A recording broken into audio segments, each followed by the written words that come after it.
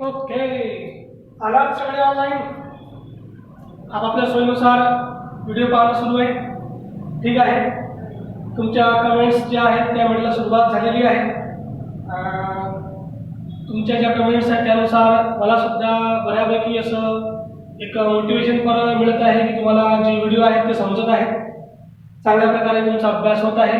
लॉकडाऊनच्या काळामध्ये आपल्याला हेच करायचं आहे. तर आज आपण सहकारी बँक काय त्यासंबंधी संकल्पना, नरसिंह समिती पार्ट 1 पार्ट 2 याचा अभ्यास करणार आहोत. त्याचसोबत बँकिंग सिस्टम संबंधित जे काही बाकीचं अदर आहे, व्यापारी बँका काय करतात, त्यांचे कार्य काय, ATM काय, क्रेडिट कार्ड काय, डेबिट कार्ड काय, त्यानंतर ज्या शॉर्ट फॉर्म संकल्पना आहेत बँकिंग संबंधी त्या आपण पाहणार आहोत. तर शॉर्टमध्ये बघून घेऊया सहकारी बँक म्हणजे काय. सहकारी बँक म्हणजे काय आपल्याला शॉर्टमध्ये बघत असताना सहकारी बँक संबंधी थोड्याशा पास्ट हिस्टॉरिकल गोष्टी बघून घेऊया. सहकारी बँक संबंधी न्यायमूर्ती रानडे यांनी आपले विचार मांडले होते. त्याप्रमाणे सर निकलसन यांनी सहकार शेतीची संकल्पनेवर जोर दिला होता. तर लॉर्ड कर्झन याने 1908 मध्ये या संबंधीचा कायदा सुद्धा केला होता, सहकारी पतपेढी कायदा. सहकारी पतपेढी संबंधीचा कायदा लॉर्ड कर्झनने केला होता. त्यापूर्वी बडोदा संस्थानमध्ये प्राध्यापक कवठेकर यांनी पहिली सहकारी मंडळ सुद्धा स्थापन केलं होतं. अशा प्रकारे मग भारतामध्ये सहकार कायद्यासंबंधी महाराष्ट्रामध्ये काम व्हायला सुरुवात झालं. जर आपण सहकार कायदे म्हणजे बँकिंग संबंधी बरोबर जर आपण कायद्यांचा अभ्यास केला तर आपल्याला असं दिसून येईल की 1904 मध्ये पहिला जो कायदा होता त्याला एडवर्ड लॉ सुद्धा संबोधले जाते. हा कायदा केला गेला होता इंग्रज काळामध्ये. त्यानंतर 1912 मध्ये कायदा झाला. त्यानंतर 1949 बँकिंग कायद्यामध्ये आणि सर्वात महत्त्वपूर्ण 1965च्या कायद्यानुसार सहकारी बँकांवर नियंत्रण ठेवण्याचा प्रत्यक्ष अधिकार हा रिझर्व्ह बँकेला प्राप्त झाला. हा पेपरला एक वेळा एडवर्ड लॉ कोणत्या वर्षीचा आहे तो येऊन गेला आहे. आणि सहकार बँका ज्या आहेत त्या कोणत्या कायद्यानुसार RBI नियंत्रित होते तर ते 1965चा कायदा आहे. तर यानुसार बँकिंग क्षेत्राचे मुख्यतः ग्रामीणनुसार आपण 3 भागामध्ये विभाजन करू शकतो. 3 भागामध्ये जर आपण विभाजन केलं तर आपल्या लक्षात येईल की राज्य सहकारी बँक, जिल्हा मध्यवर्ती बँक आणि प्राथमिक कृषी सहकारी बँक या 3 बँका आपल्याला मुख्यतः पाहायला भेटतात. जिल्हा मध्यवर्ती आपण नेहमी पाहतो कारण ही देशामध्ये जवळपास प्रत्येक जिल्ह्यामध्ये एका ठिकाणी कार्यरत आहे. जवळपास देशामध्ये शेवटच्या मोजमापचा आकडा पाहिला तर 336 जिल्ह्यांमध्ये जिल्हा मध्यवर्ती बँक आपल्याला पाहायला भेटते. ही अंतर्गत असते राज्य सहकारी बँकेच्या. राज्य सहकारी बँक ही शिखर बँक आहे. सहकारी क्षेत्राची शिखर बँक म्हणून या राज्य सहकारी बँकेकडे पाहिल्या जाते. तर आता मुंबई संबंधी विचार केला तर 1952 मध्ये प्रथम या संबंधी कारवाई करायला सुरुवात झाली होती. म्हणजे स्थापन करण्याची चळवळ सुरू झाली होती. मुंबई राज्य सहकारी बँक, मुंबई राज्य सहकारी बँक. मग 1961चा कायदा करून याला बदल करून महाराष्ट्र राज्य सहकारी बँक पुढे निर्माण केल्या गेलं. म्हणजे मुंबई राज्याचं रूपांतर महाराष्ट्र राज्य सहकारी बँक मध्ये झालं. तर या शिखर बँकेवर नियंत्रण ठेवण्याचं काम हे नाबार्ड बँक करते. मी यापूर्वी पण तुम्हाला काल सांगितलं, कालचा व्हिडिओ पाहणार असेल तर पाहून घ्या. त्यामध्ये लक्षात येईल की नाबार्ड बँक ही शेती क्षेत्र कृषी क्षेत्राला पुरवठा करणारी सर्वोच्च बँक आहे आणि सहकारी बँक काय करते तर लघु ग्रामीण भागात दीर्घकालीन कर्ज पुरवठा करण्याचे काम जे करते ते ग्रामीण किंवा ह्या 3 प्रकारात हे करते. यापैकी सर्वात महत्त्वपूर्ण हे भारताच्या 103 बँका या महाराष्ट्रामध्ये आहे आणि या बँकेचं मुख्य काम आहे ग्रामीण भागात दीर्घकालीन कर्ज पुरवठा करणे. जो भारताचा किंवा महाराष्ट्राचा ग्रामीण भाग आहे त्या भागामध्ये कर्ज पुरवठा करण्याचं काम हे प्राथमिक कृषी सहकारी बँक करत असते. म्हणजे छोटे मोठे जे लोन पाहिजे ते देण्याचं काम हे सहकारी बँका करत असते. इतकंच आपल्याला सहकारी बँका संबंधी महत्त्वाचं आहे. 1908चा सहकार कायदा, एडवर्ड लॉ 1912, 1950, 1965 याच कायद्यानुसार बँकांना 100 वर्ष पूर्ण झालेली आहेत. सहकारी बँकांना 100 वर्ष पूर्ण झालेली आहेत 2004च्या अंतर्गत. तर आपण आता यामध्ये आणखी शॉर्टमध्ये बघूया नरसिंहन समिती. आपल्याला आज जे छोटे मोठ्या गोष्टी आहेत जे वल्लभ बच्चन आजपर्यंत MPSCला किंवा इतर जे स्पर्धा परीक्षा आहेत त्यांना जे आलेले आहेत ते प्रश्न आपण पाहणार आहोत. त्याचप्रमाणे जेवढ्या काही सेंट्रल लेवलचे एक्झाम आहे त्याला पण जे प्रश्न आलेले आहेत त्याचा पण आपण थोडा अभ्यास करणार आहोत. तर जी मुख्य नरसिंहन समिती आहे ही 2 वेळा स्थापन झाली होती, 1991 आणि नरसिंहन समिती 1997. हे 2 वेळा नरसिंहन समिती भारतामध्ये स्थापन केली गेलेली आहे. तर पहिल्या नरसिंहन समिती 1991 नुसार आपण बघितलं की बँकाचे 2 भागामध्ये विभाजन झाले, ओल्ड आणि न्यू बँकांना 1993 मध्ये व्यापार करायची परवानगी प्राप्त झाली, व्यापार करायला सुरुवात झाली. त्या नरसिंहन समितीनुसार याच वेळेस SLR CRR सुद्धा काढायला ठरवायला सुरुवात झाली. तसंच या 91 मध्ये या कमिटीने एक सुझाव दिला होता की बँकांचं राष्ट्रीयकरण थांबवलं जावं. म्हणजे बँकांचं जे नॅशनलायझेशन आहे, राष्ट्रीयकरण जे आहे ते थांबवावे, CRR मध्ये विचार केला जावा आणि NPA आपण पुढे घेणार आहोत.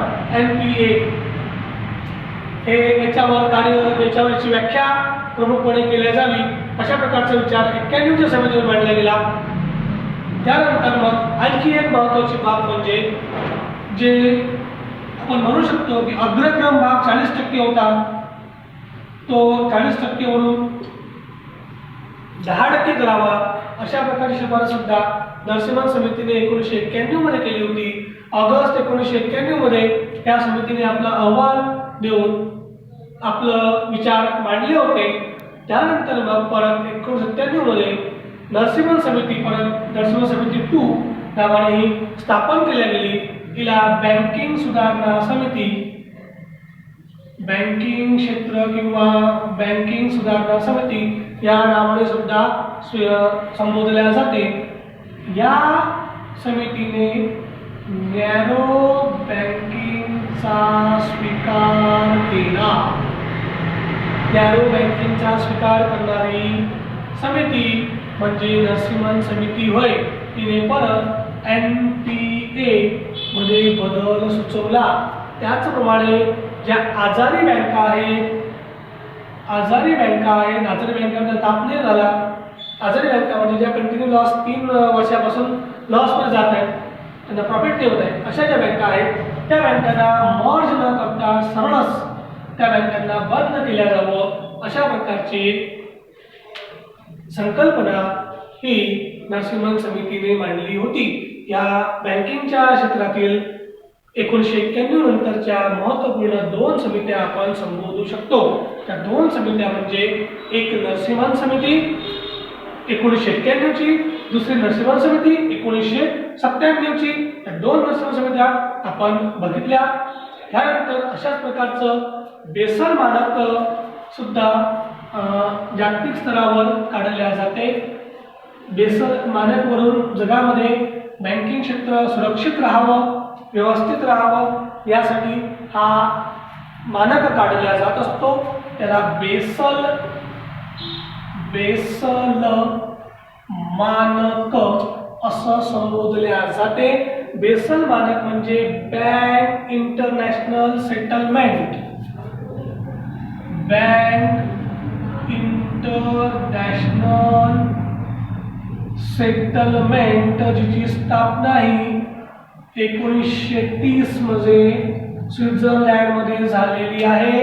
ही जी बेसल मानक संघटना आहे, बँक इंटरनॅशनल सेटलमेंट, या संघटनेचं मुख्यालय स्वित्झर्लंड मध्ये असून ही जेवढे काही जगातील मध्यवर्ती बँक आहेत म्हणजे भारताची RBI, या बँकांचं सर्व बँकांचं नेतृत्व करायचं काम करते.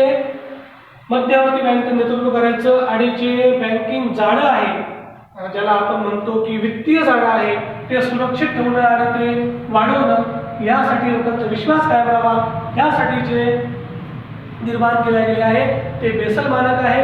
तर BIS या नावाने सुद्धा ओळखल्या जाते. याचे 3 BIS आजपर्यंत पाडण्यात आलेले आहेत. BIS पहिला 1988 ला जगामध्ये पहिला BIS मानक तयार करून पतजोखीमवर जास्त भर देऊन विचारविमर्श मांडल्या गेले होते. दुसरा मानक 2004 चा आहे, तर तिसरा मानक 2010 चा आहे. या तिसऱ्या मानकानुसार 2013 मध्ये RBI ने या BIS बेसल मानकचा स्वीकार केलेला आहे. यापूर्वी पण भारताच्या सर्व बँकांनी या BIS चा स्वीकार केलेला आहे. बेसल 1, बेसल 2, बेसल 3, 1, 2 आणि 3 याला संबोधल्या जाते. RBI द्वारे बेसल मानक 3 2013 मध्ये भारतामध्ये लागू करण्यात आलेलं आहे. ओके, बेसल मानक बँक इंटरनॅशनल सेटलमेंट 1930 ला स्थापना आहे आणि याचं मुख्यालय जे आहे ते मुख्यालय स्वित्झर्लंड मध्ये 1930 मध्ये. बेसल 3 आहे, 3 प्रकारचे आहेत. बेसल 1 जे आहे ते 1988 ला, बेसल 2 2010 ला, बेसल 2 2004 ला, बेसल 3 2010 ला आणि RBI ने स्वीकार केला आहे 2013 मध्ये. अशा प्रकारचं आपल्याला हे पाहायला भेटते. हे लॉंग फॉर्म पण येऊ शकतो आणि त्याचं मुख्यालय कुठे आहे हा प्रश्न सुद्धा महत्त्वपूर्ण आहे. अशा प्रकारे आपण छोट्या मोठ्या जे लहान लहान गोष्टी आहेत त्यांचा अभ्यास आपण करतोय. तर यामध्येच आपण नेमकं व्यापारी बँका संबंधीची छोट्याशा गोष्टी ज्या आहेत त्याचा पण अभ्यास करून घेऊया. व्यापारी बँक म्हणजे नफा कमवण्याच्या उद्देशाने जी बँक स्थापन झालेली असते त्या बँकेला व्यापारी बँक म्हणून संबोधले जाते. लक्षात असू द्यावं की ज्या भारतामध्ये नॅशनलाइज बँका आहेत त्या नॅशनलाइज बँक सुद्धा व्यापारी बँक आहे. RBI ही व्यापारी बँक नाही. SBI मात्र व्यापारी बँक आहे. RBI ही रिझर्व्ह बँक आहे. ओके, तर व्यापारी बँक मुख्यतः 2 प्रकारचे कार्य करतात.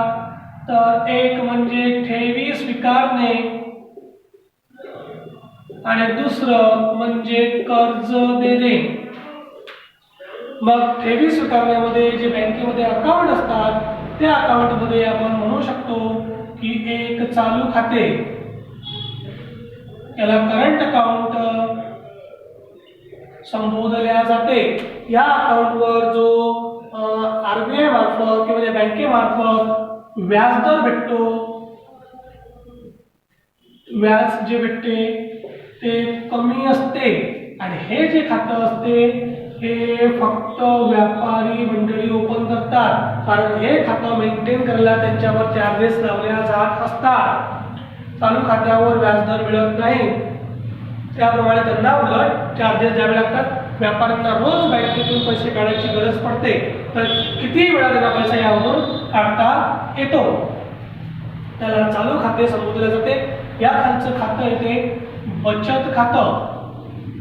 आपण जेवढे काही सरकारी नोकरी करणारे, छोटे मोठे घरगुती काम करणारे किंवा मग महिला मंडळी आहेत ज्या घरचा पैसा आपला सेव्हिंग करतात किंवा विद्यार्थी वर्ग आहे हे जे ज्यामध्ये बचत करतात ते सेव्हिंग करतात ते बचत खातं, यावर आपल्याला यापेक्षा व्याजदर जास्त मिळतो. यापेक्षा व्याजदर यावर जास्त मिळतो. आणि तिसरा प्रकारचा आहे मुदत ठेव, यावर सर्वात जास्त व्याजदर मिळतो. जो व्याज आहे सर्वात जास्त हा मुदत ठेववर मिळतो. मुदत ठेव म्हणजे काय, तर आपण जे फिक्स डिपॉझिट करतो तर फिक्स डिपॉझिटवर जो आपल्याला लोन मिळतो ते व्याज मिळते, लोन पण मिळते, व्याज मिळते, ते म्हणजे मुदत ठेव. बँका ज्या पतनिर्मिती करतात त्या जास्तीत जास्त बँकांची पतनिर्मिती म्हणजे बँका जे लोन वाटप करतात, पतनिर्मिती करतात, ते सर्वात जास्त या मुदत ठेववर अवलंबून असते. आणि एक चौथ्या प्रकारचं आपण खातं आणखी म्हणू शकतो ते म्हणजे आवर्ती ठेव, डेली रिकव्हरी. खूप वेळा पाहिलं असेल, छोटे मोठे जे लहान शॉप असतात, तुम्ही पाणीपुरीच्या गाडीवर गेले असाल किंवा छोट्या कटलरीवर गेले असाल तर एक बॅग घेऊन एखादा व्यक्ती येतो, तो त्याला तेवढ्या प्रकारचं लाल कलरचं कार्ड, बँकेचे छोटंसं पुस्तक काढतो, त्याला देतो, तो त्याला 10, 20, 50, 100 एंट्री करतो, त्याला पैसे देतो आणि तो पैसे घेऊन जातो. अशा प्रकारचं जे एक सहकारी बँका किंवा छोट्या मोठ्या ज्या बँका आहेत त्या जास्त यूज करतात ते म्हणजे आवर्ती ठेव. याच्यामध्येच आपण त्याला डेली रिकव्हरी म्हणत आहोत.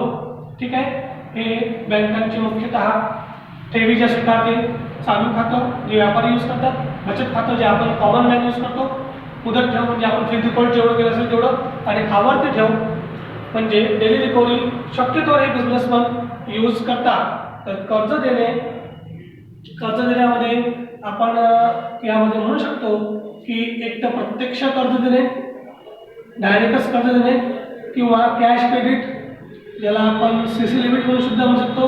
कॅश क्रेडिट सीसी लिमिट याला सुद्धा म्हणू शकतो आपण. त्यानंतर एक प्रकारचं क्रेडिट कार्ड जे बँक देत असते ते सुद्धा एक प्रकारचं कर्ज स्वरूपाचं असते. क्रेडिट कार्ड, सीसी लिमिट, प्रत्यक्ष कर्ज. त्यानंतर ओडी, ओव्हरड्राफ्ट, कधी कधी जास्त पैसे काढायची परवानगी देते. हे बँकेचे कर्ज देण्याच्या पद्धती आहेत. प्रत्यक्ष कर्ज म्हणजे मग गहाण कर्ज, सोने कर्ज, तारण कर्ज, हे वेगवेगळ्या प्रकारचे कर्ज आहे. आपण तिकडे त्याला जायचं नाहीये. सीसी लिमिट, कॅश क्रेडिट देते, क्रेडिट कार्ड यामध्ये झालं कॅश क्रेडिट, सीसी लिमिट. त्यानंतर ओडी, ओव्हरड्राफ्ट, ह्या फॅसिलिटी ह्या व्यापारी बँका देत असतात. यामध्ये तुम्ही आणखी लॉकर सुविधा म्हणू शकता, एजन्सी म्हणून बँक कार्य करते ते सुद्धा म्हणू शकता, सल्ला देते हे सुद्धा म्हणू शकता. ही मुख्य व्यापारी बँकांची आपण कार्य यामध्ये संबोधित करू शकतो. तर यामध्येच प्रत्येक बँक एटीएम देत नसते, तर काही विशिष्ट बँकाच या एटीएम देत असतात आणि क्रेडिट कार्ड सुद्धा काही विशिष्ट देत असतात. तर एटीएम यालाच आपण डेबिट कार्ड संबोधतो आणि एक असते क्रेडिट कार्ड. हे दोन आहेत, डेबिट कार्ड आणि क्रेडिट कार्ड. एटीएम कार्ड म्हणजे आपल्या खात्यात जेवढे आहे तेवढेच पैसे आपण काढू शकतो, त्याला एटीएम कार्ड किंवा डेबिट कार्ड असं म्हणतात. म्हणजे हे डेबिट होते, आपल्या अकाउंट शिवाय एक्स्ट्रा पैसा आपल्याला यामध्ये प्राप्त होऊ शकत नाही. तर दुसरा आहे क्रेडिट कार्ड. क्रेडिट कार्ड म्हणजे काय, तर तुमच्या क्रेडिटच्या आधारावर तुम्हाला एक कार्ड इश्यू केले जाते. त्या कार्डची एक विशिष्ट लिमिट असते. समजून घ्या कार्डची लिमिट आहे 1.5 लाख. तर 1.5 लाख पर्यंत तुम्ही पैसा काढू शकता. पैसा नाही काढू शकत, तुम्ही वस्तू व सेवा यांची खरेदी करू शकता. बिल पे करणं, इलेक्ट्रिक बिल आहे, त्यानंतर इन्शुरन्स पेमेंट आहे किंवा कोणत्याही प्रकारचं पेमेंट तुम्ही यामध्ये पे करू शकता. पण एटीएम मध्ये जाऊन कॅश विड्रॉल करू शकत नाही. तर एक लिमिट असते, तशी वास्तविक पाहता लिमिट 45 डेजची असते. तर काही बँकांमध्ये 58 डेजपर्यंत पण जाते. या डेजपर्यंत तुम्हाला ते 1.5 लाख रुपये लोन वापरायला भेटते, पैसा वापरायला भेटतो, एका विशिष्ट तारखेपर्यंत वापरायला भेटतो. समजा माझं कार्ड 22 लाख सुरू होते, 22 समजा मे आहे, तर माझं 22 मेला सुरू झालं, तर 22 मे पासून तर पुढच्या 22 मे पर्यंत माझं 22 जून पर्यंत मी यूज करेल आणि मला याची पेमेंट मग 10 जुलैला पेमेंट करावे लागेल. जर 10 जुलैला पेमेंट करायला मी फेल झालो तर माझ्यावर त्याच्यावर जे एक्स्ट्रा चार्जेस आहेत ते चार्जेस लावल्या जातील. त्याला क्रेडिट कार्ड फॅसिलिटी म्हणतात. इतर खात्यात पैसा नसतो, दर महिन्यामध्ये खात्यात पैसा येतो, कंपल्सरी नाही आहे, तुलाच पैसा वापरला पाहिजे. जेवढ्या पैशाची गरज आहे तेवढा पैसा आपण वापरू शकतो. जर आपण मुदतीपूर्व ते भरलं तर आपल्याला त्यावर कोणतेही व्याज द्यायची गरज नसते, परंतु यूज करावंच लागते. जर यूज नाही केलं तर मिनिमम चार्जेस जे आहेत ते आपल्याला पे करावे लागतात. ते म्हणजे क्रेडिट कार्ड. हे सर्वांना मिळत नसते, ते आपल्या क्रेडिटवर आपल्या डिमांडवर मिळत असते. शक्यतोवर एटीएम कार्ड आणि डेबिट कार्ड हे प्रत्येक खातेदाराला बँक अकाउंट ओपन करताना आवश्यकता असल्यास हे मिळत असते. आपल्या खात्यावर जेवढे तेवढे पैसे आपण यामध्ये काढू शकतो. तर यामध्ये पण जर आपण बघितलं तर एटीएम कार्ड हे आपण जर एटीएम कार्डला जर बघितलं तर एटीएम हे on site, ATM of site, ATM brown आणि एटीएम व्हाईट अशा प्रकारचे आपण एटीएमचे अलग अलग प्रकार पाहू शकतो. ऑन साइट म्हणजे जे बँक आहे त्या बँकेच्याच बाहेरच्या प्रीमायसेस मध्येच एटीएम लावलेलं आहे. ऑन साइट बँकेच्या प्रीमायसेस मध्ये नाही आहे, गावात बाहेर दुसऱ्या ठिकाणी कुठे पण आहे. Of site. ब्राउन जे आपले खातेधारक आहेत म्हणजे जे बँक इश्यू नाही करत तर आपल्या कंपन्या ज्या असतात त्या कंपन्या आपल्या ग्राहकांसाठी जे कार्ड इश्यू करते त्याचा संबंध बँकेशी नसतो, ते म्हणजे ब्राउन. आणि जे बँकेशी संबंध असतो अशा प्रकारचे कार्ड दिले जाते ते व्हाईट लेबल आणि हे brown label. Brown label, white label, of site, on site हे आपण एटीएमचे प्रकार यामध्ये म्हणू शकतो. तर या पुढचा पार्ट आहे आपला की छोट्या मोठ्या ज्या संकल्पना आहेत त्या पेपरला नेहमी विचारल्या जातात त्या संकल्पनेवर आपण थोडंसं फोकस करणार आहोत. म्हणजे नेमके जे शॉर्ट फॉर्म आहेत ते कोणते कोणते आहेत ते आपल्याला आता यामध्ये अभ्यास. अशा प्रकारे आपण आज पूर्ण बँकिंग संबंधी ज्या छोट्या संकल्पना होत्या त्या पाहिल्या. आता पुढच्या सेशनला आपल्याला जो टॉपिक बघायचा आहे त्यामध्ये आपल्याला नेमके जे शॉर्ट फॉर्म आहेत ते शॉर्ट फॉर्म कोणते कोणते आहेत, छोट्या मोठ्या गोष्टी ज्या आहेत त्या, त्यानंतर बँकिंग संबंधी ज्या अदर संकल्पना आहेत, फॉर एक्झाम्पल आहे core banking, mobile banking, net banking, payment banking, त्या संबंधी संकल्पना पाहायच्या आहेत. यासोबतच काही अशा पण गोष्टींचा अभ्यास करायचा आहे की ज्याला आपण एक प्रकारचं थेरॉटिकल नॉलेज आपण ज्याला म्हणू ते पण आपल्याला पुढच्या सेशनमध्ये घ्यायचं आहे. पुढचं सेशन आपलं हे बँकिंग संबंधीचं शेवटचं सेशन असेल. त्यानंतर आपण नवीन टॉपिकला सुरुवात करणार आहोत. तिथपर्यंत घरी राहा, सुरक्षित राहा आणि स्वतःची काळजी घ्या.